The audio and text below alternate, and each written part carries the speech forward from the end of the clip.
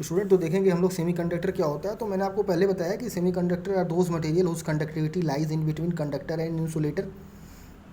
जो सेमीकंडक्टर होता है इसकी कंडक्टिविटी कंडक्टर और इंसुलेटर के बीच में लाई करती है। आप देख सकते हो ये जो एनर्जी बैंड डायग्राम बनाया गया है ये है सेमीकंडक्टर का। इसमें देखो आप बैलेंस बैंड है नीचे वाला और ऊपर वाला कंडक्शन बैंड है, और इन दोनों के बीच में बहुत स्मॉल एनर्जी गैप है। It is about student 1 electron volt. While in the case of conductor आप देख सकते हो बैलेंस बैंड और कंडक्शन बैंड आपस में ओवरलैप है। इट मीन्स आपको इसमें कोई भी एनर्जी नहीं देनी है इलेक्ट्रॉन को मूव कराने के लिए from valence band to conduction band. While in the case of insulator, there is a large energy gap between the valence band and conduction band. Means you required large amount of energy to move an electron from valence band to conduction band. ये तो student हम लोगों ने पिछली class में देखा ना। और मैंने ये भी बताया था कि एट 0 केल्विन सेमी कंडक्टर जो है हमारा इंसुलेटर की तरह बिहेव करता है, जैसे कि यहाँ पर देखो लिखा हुआ है at 0 kelvin. 0 kelvin means student जो होता है आप देख सकते हो -273 डिग्री सेल्सियस होता है, एब्सोलूट जीरो जिसको कहते हैं। तो at 0 kelvin semiconductor behave as an insulator because there is no free electron to conduct, ठीक है, in the conduction band.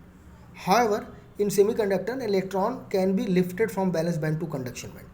इसमें देखो बताया गया है स्टूडेंट कि सेमीकंडक्टर में इलेक्ट्रॉन को हम लोग लिफ्ट करा सकते हैं from valence band to conduction band by imparting some amount of energy to it. ठीक है स्टूडेंट, अगर आप कुछ एनर्जी दोगे इलेक्ट्रॉन को तो वो मूव कर जाएगा from valence band to conduction band, and this energy must be more than energy gap Eg। Already आपको बताया कि मिनिमम अमाउंट ऑफ एनर्जी आपको देना है, एनर्जी गैप से आपको ज़्यादा ही एनर्जी देना है। This energy must be more than energy gap Eg। It is if the energy imparted to the electron, मतलब ये बता रहा है कि अगर आप इससे कम एनर्जी दोगे तो लेस देन Eg दोगे तो it can not be lifted from valence band to conduction band. तो ये कंडक्शन बैंड से बैलेंस बैंड से कंडक्शन बैंड में इलेक्ट्रॉन नहीं जाएगा because there is no permissible energy level exist between the two band. तो रूम टेम्परेचर जो student होता है क्या होता है वो हमको इतना एनर्जी प्रोवाइड कर देता है। Room temperature provide the sufficient amount of energy to lift the electron from valence band to conduction band. Some electron jump to the conduction band, hence at room temperature semiconductor are able to conduct some electric current. ठीक है, if temperature is further raised above the room temperature तो क्या होगा, more and more valence electron acquire energy and cross the energy to go to the conduction band. यानी अब जितना ज़्यादा से ज़्यादा आप एनर्जी प्रोवाइड करोगे उतने ज़्यादा से ज़्यादा इलेक्ट्रॉन मूव करेगा from valence band to conduction band. Hence in इसलिए semiconductor have negative temperature coefficient of resistance होता है student. Negative temperature coefficient of resistance से क्या मतलब है कि अगर आप टेम्परेचर बढ़ाओगे तो इसकी कंडक्टिविटी बढ़ती है। कंडक्टिविटी बढ़ती है मतलब इसकी जो रेजिस्टिविटी है वो घटती है। ठीक है, अब स्टूडेंट इसमें क्वेश्चन पूछता है कि why silicon is much more use than germanium, why silicon is preferred than germanium.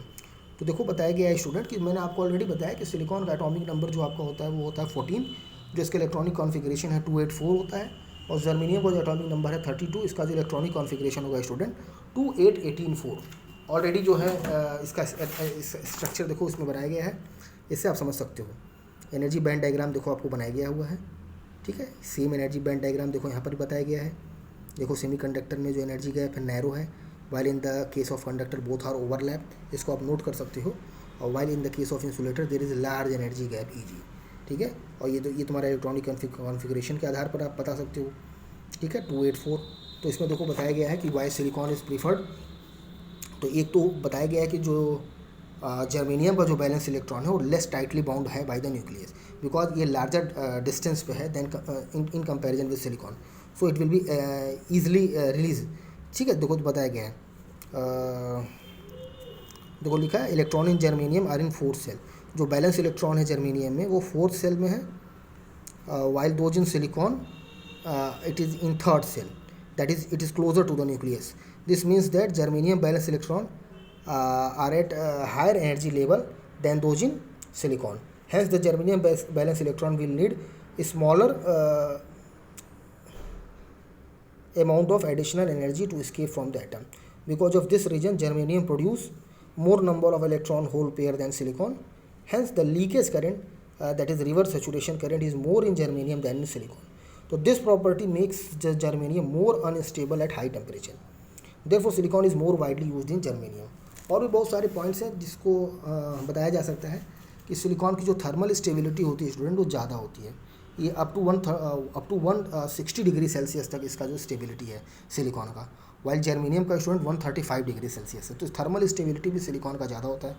और दूसरा पॉइंट ये भी है स्टूडेंट की जो सिलिकॉन है उसमें जो नेचर में ईजिली अवेलेबल है, एबंडेंस अवेलेबल, ठीक है, सिलिकॉन की अवेलेबिलिटी भी ज़्यादा है।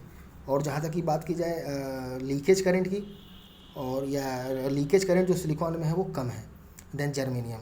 सिलिकॉन में जो लीकेज करंट है it is of the order of nano ampere, while in the case of germanium it is of the order of micro ampere. Therefore silicon इसलिए वजह से भी हम लोग ज़्यादा प्रेफर करते हैं जर्मेनियम।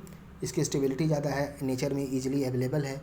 और तीसरा पॉइंट ये है कि इसमें लीकेज करंट भी कम है। एक ही डिसएडवांटेज है सिलिकॉन का, जो इसकी कंडक्टिविटी है स्टूडेंट जर्मेनियम से वो कम है।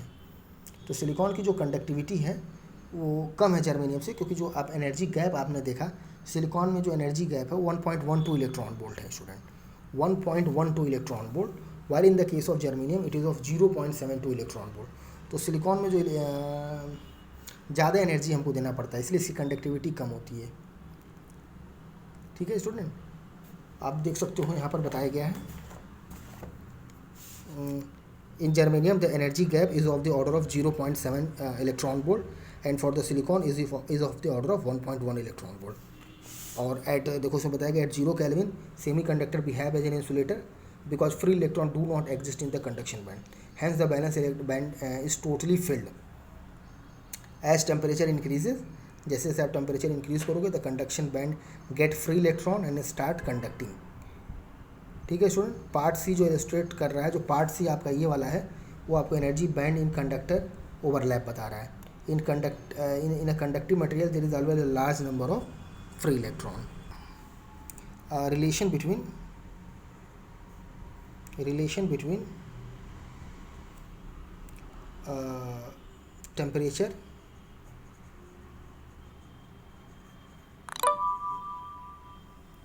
And reverse saturation current.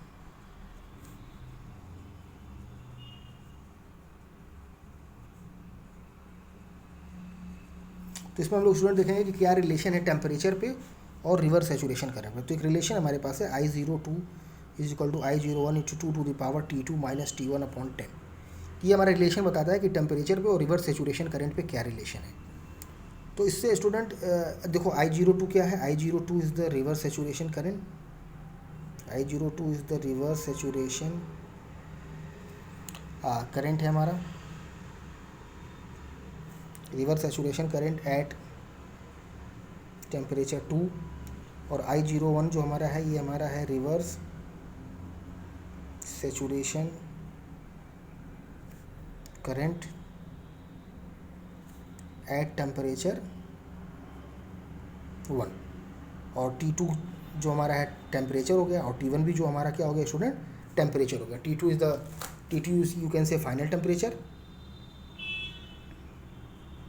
And T1 is your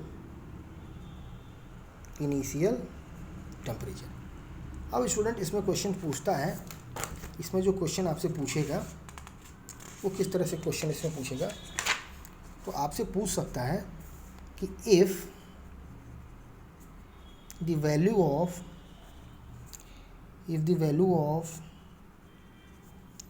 reverse saturation current, if the value of reverse saturation current is 10 nano ampere at 15 degrees Celsius, ठीक है, what will be its value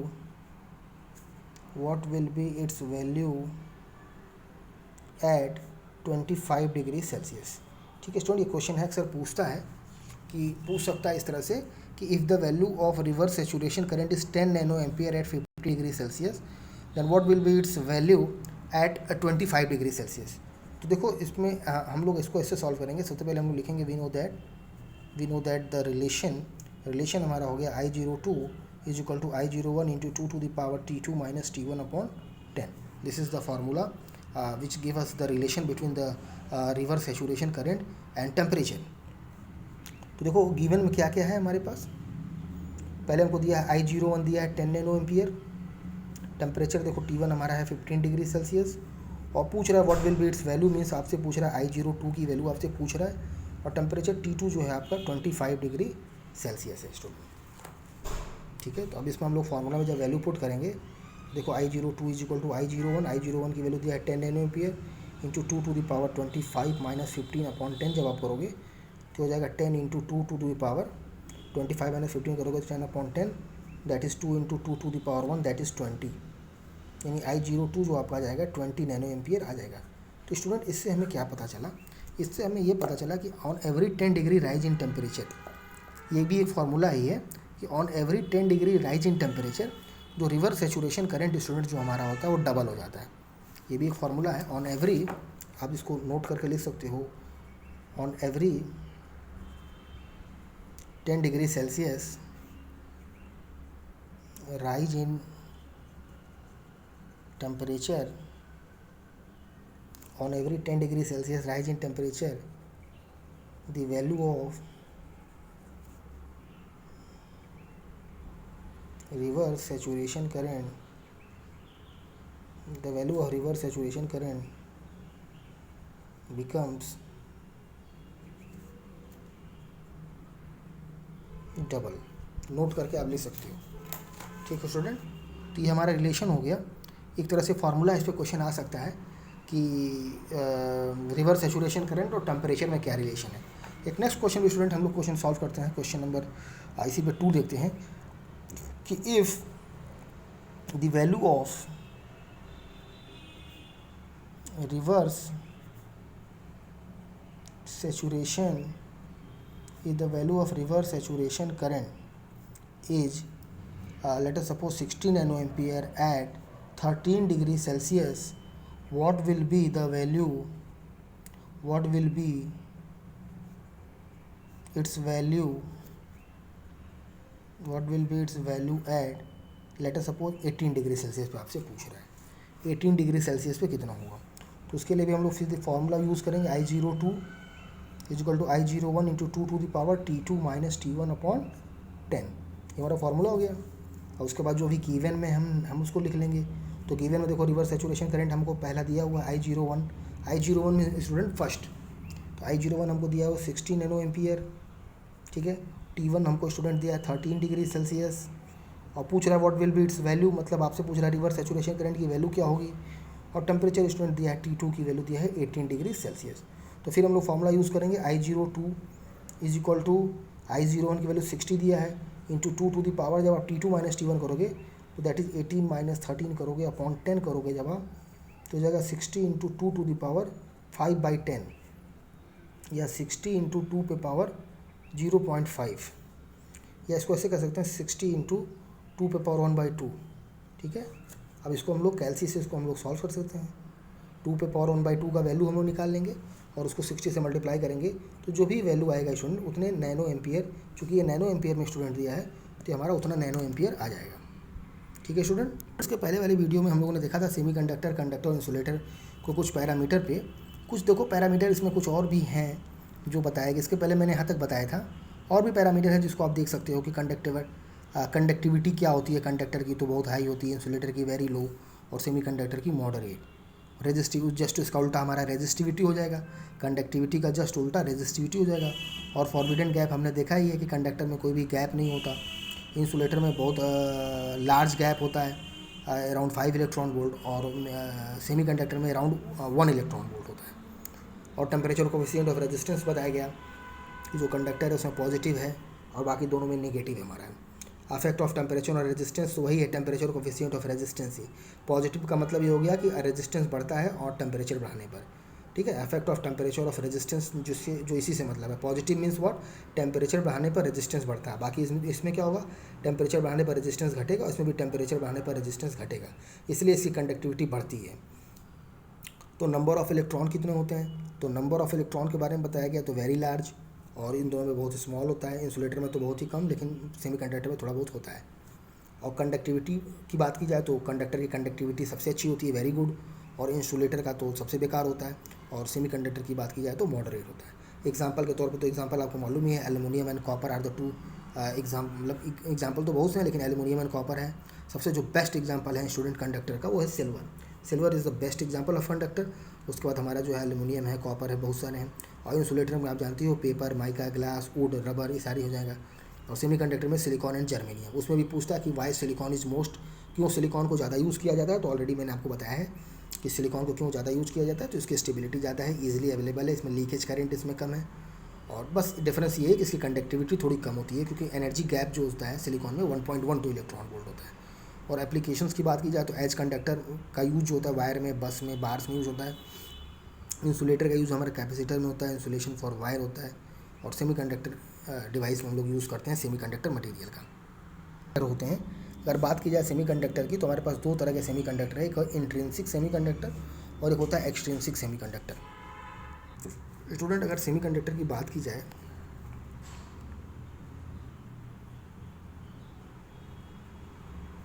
तो definition इसका हो गया, semiconductor are those material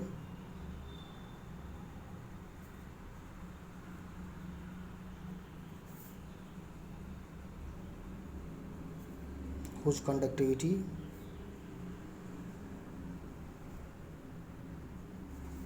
lies in between conductor and insulator। ठीक है, semiconductor किसे कहते हैं, तो semiconductor are those material whose conductivity lies in between conductor and insulator। Semiconductor में स्टूडेंट जो हमारे होते हैं वो दो तरह के होते हैं।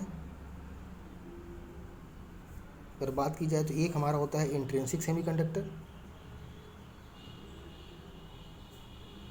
इंट्रिंसिक सेमीकंडक्टर, और दूसरा जो स्टूडेंट हमारा है वो है एक्सट्रिंसिक सेमीकंडक्टर। इंट्रिंसिक, या इसको हम लोग डोप्ड सेमीकंडक्टर भी कहते हैं, डोप्ड सेमीकंडक्टर।